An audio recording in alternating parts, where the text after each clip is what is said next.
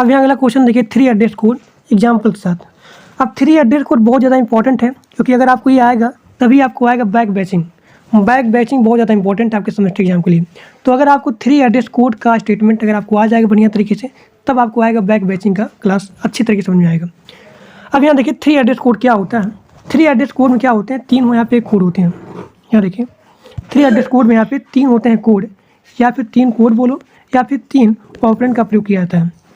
3 address code जो होता है ये इंटरमीडिएट कोड का क्या होता है, टाइप होता है।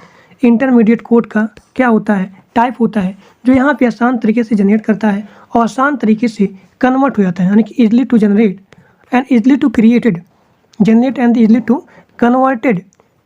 कहाँ पे कन्वर्टेड, मशीन में। तो मतलब बहुत ज़्यादा यूजफुल होता है, क्योंकि आसानी तरीके जनरेट करता है और आसान तरीके से मशीन में यह कन्वर्ट करता है। और यहाँ पे मैक्सिमम 3 कोड या फिर 3 ऑपरेंड का प्रयोग किया जाता है। इसका एग्जांपल देखिए।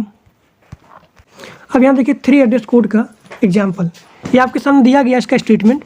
तो आप यहाँ लिखेंगे T1 इक्वल टू लिखेंगे A इंटू बी, और फिर यहाँ लिखेंगे T2 equal to C into B.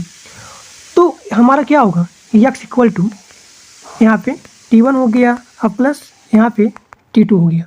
तो यहाँ पे सारी चीज़ें क्या हमारी हो गई, 3 एड्रेस कोड हो गया। अगर इसका हम अगला एग्जांपल देखें, जैसे कि हमारा ये है, ये इधर देखिए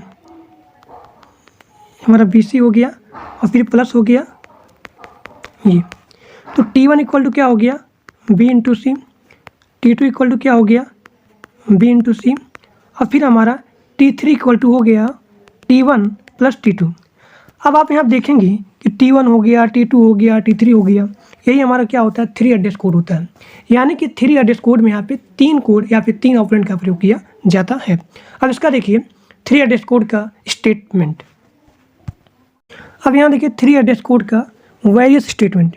इसको ध्यान से देखिएगा, अगर आप ध्यान से नहीं देखेंगे तो आपको बैक पैचिंग अच्छे से समझ नहीं आएगा। अब यहाँ देखिए 4 यहाँ दिए गए हैं 3 एड्रेस कोड का स्टेटमेंट। पहला यहाँ पे दिया गया x equal to y operand z। इसका मतलब क्या होता है, x equal to y plus z। दूसरा हमारा दिया गया x equal to operand y। इसका मतलब क्या हो गया, इसका मतलब हो गया x equal to plus y, या फिर इसके स्थान पे आप लिख सकते हो x equal to x plus y. ठीक। दूसरा हमारा दिया गया है x इक्वल टू वाई। तो ये हमारा हो गया 3 एड्रेस कोड स्टेटमेंट का पहला असाइनमेंट। अब यहाँ देखिए दूसरा पॉइंट, दूसरा हमारा है जंप। इसका जंप असाइनमेंट ध्यान देखिए, ये बहुत ज़्यादा इंपॉर्टेंट है, क्योंकि बैक पैचिंग तभी आपको समझ में आएगा, नहीं तो नहीं आएगा। जंपिंग मतलब क्या होता है, जैसे कि यहाँ दिया गया x रिलॉप। इसका मतलब क्या है, relational operator. y go to l, यानी कि if x is greater than y go to l। कहने का मतलब क्या है, अगर यहाँ पे स्टेटमेंट सही है, ट्रू है, तब आप यहाँ पे जंप करोगे, नहीं तो आप नेक्स्ट स्टेटमेंट पे जाओगे। बात ध्यान समझना, ये बात आपको यूज करना है बैक पैचिंग में ध्यान से।